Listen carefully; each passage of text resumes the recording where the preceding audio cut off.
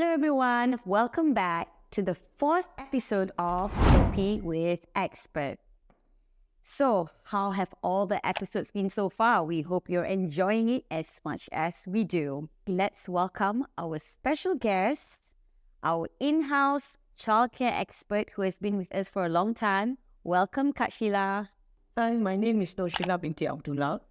And what do I do? My experience in early childhood education, I started in early 90s, late 80s, early 90s. And I've been in the industry about 32 years. So tell us, what's the difference between child growth and child development? So it is between qualitative and quantitative. Like growth is something physical that you can see whether I got curly hair, I got straight hair, I got 20 or 36 numbers of teeth, my height, my weight. So that is more on quantitative. Quantitative meaning that we can count and see the growth. Okay, whereas child development is something that we cannot see, because I really don't know when my baby will turn the body. Right. Okay? When is the child developing? So the expert says that the child will grow while they're sleeping. Correct? Now, when you talk about development, it's always connected with the four domain, which is physical, social-emotional, language, and also cognitive. Okay. So that it is, and we also know all over the world that children's first 5 years is very much important, which is connected with brain development. So the first 5 years is the most crucial part. Most crucial part that we have to understand, because when we look like let's say the babies, when they give birth, they start crying, they will start smiling, and they will try to turn their bodies, and from there you see they will turn the bodies, then they start crawling, they start sitting, they will start standing, and that is the development stages, which of course we have to look into the milestone. Milestone means every month they have the growth, but sometimes this growth can just happen one only. For instance, the child will grow on physical sahaja. Some children, they will have 3 in a row, but of course the child will grow within their space. Kita tak boleh force, but at the same time we should learn what are the simulation activity will help the child grow. Okay, so from your expert opinion, is it important for children to achieve milestones at a very early stage? Yeah. Those days when we go to parents lah, mothers go to the clinic kesihatan, where they start, if they know they are pregnant, they report to the clinic and all that. In clinics, I think private clinic they have a very special book for boys and girls. All right. But what I like about the current, because behind that book they have the milestone, what your child will be able to do at month 1, month 2, month 3, and this is the checklist that the parents have to look into it. Okay, so from this book that you just mentioned, what can you tell us? What are the early signs, or probably some of the red flags that parents can see? Probably to detect whether there are any developmental delays, and what can parents do? That is why it's very important to have the checklist. Okay. The checklist meaning the milestone checklist.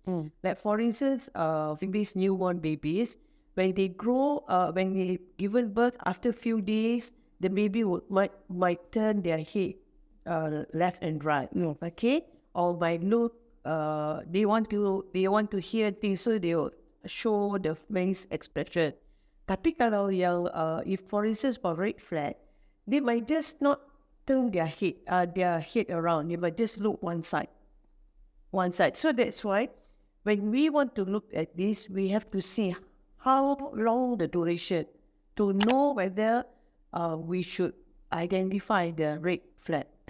Now, knowing, identifying the red flags actually is very good because we as parents should see the struggle that the child is going through during the young age. Because for us to know whether our child has, for instance, autistic, by the month of 6, you know already. For instance, when you call, Anya, Anya, they will like try to look for the sound, right? Okay. And they will turn. The sound is about listening, language. They are getting input on somebody is calling me. And then for physical, that they turn around.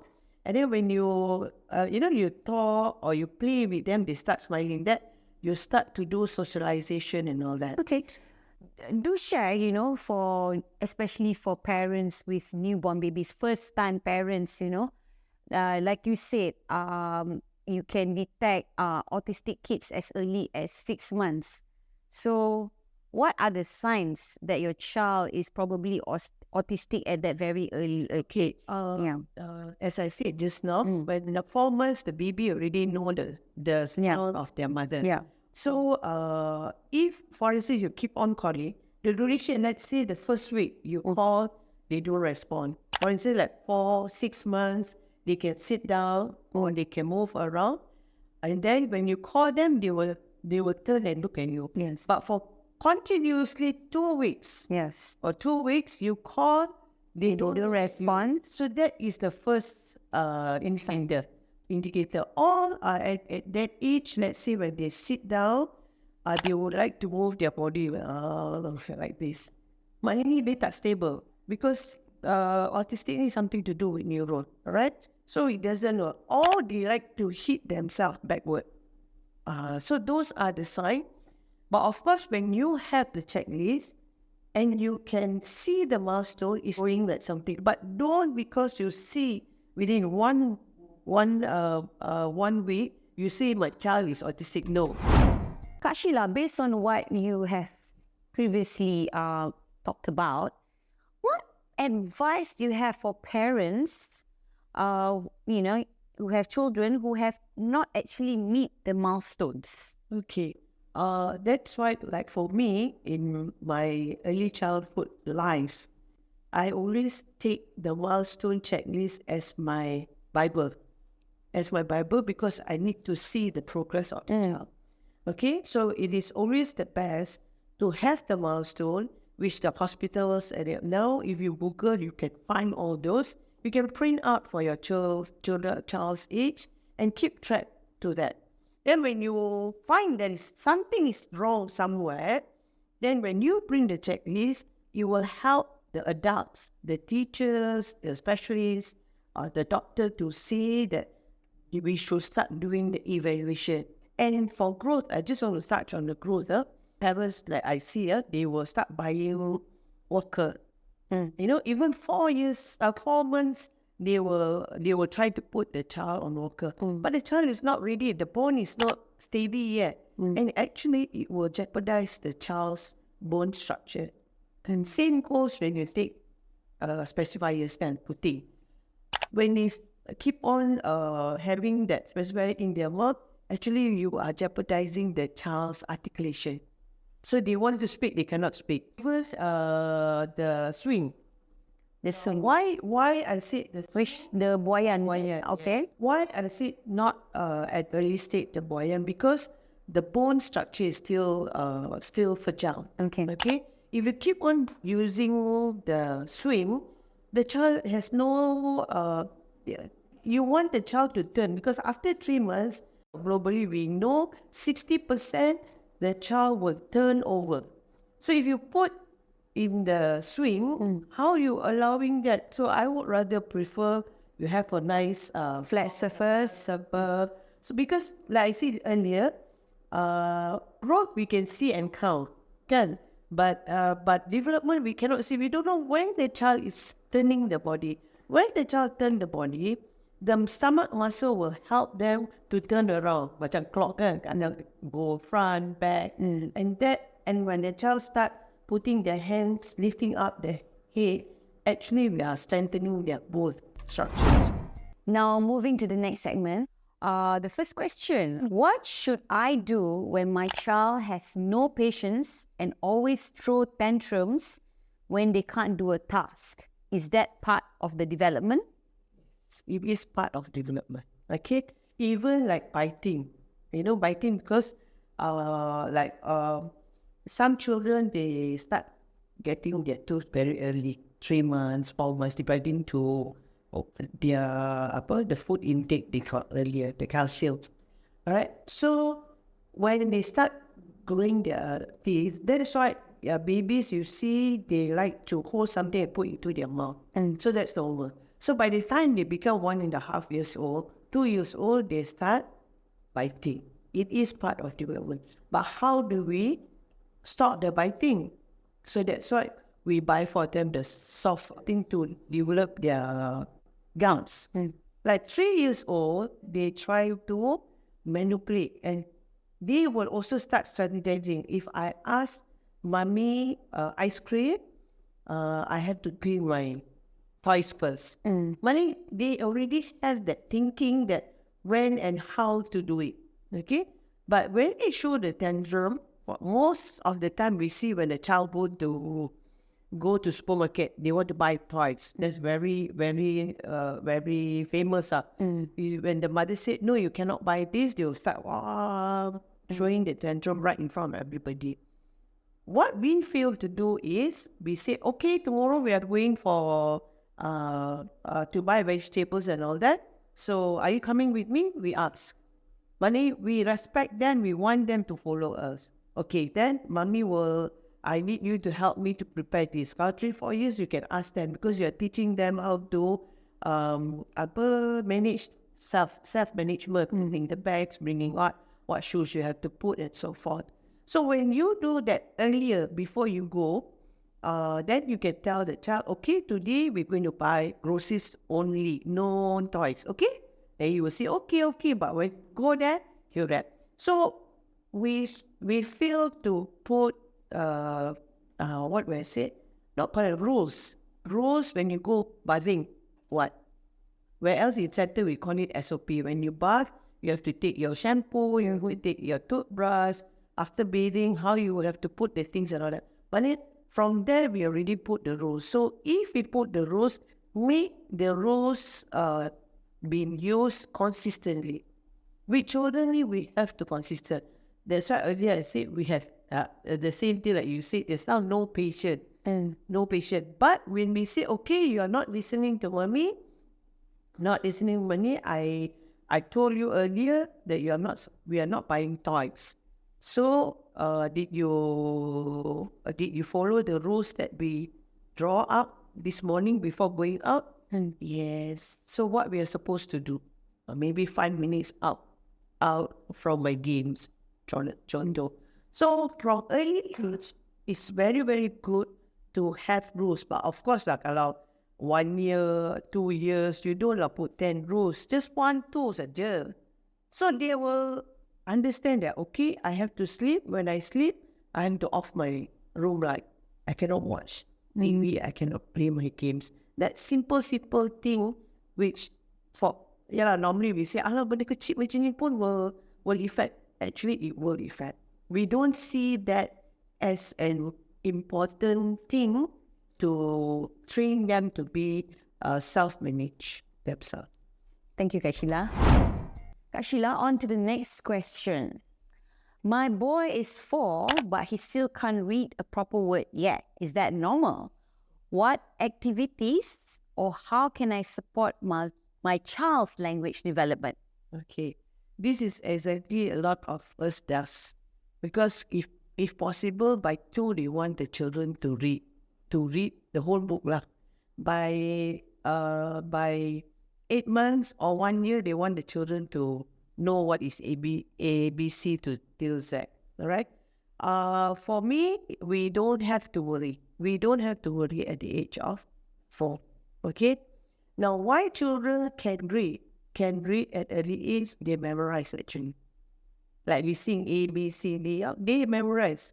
or 1, 2, 3, they memorize, but they still don't know why we call it to how many kind of thing.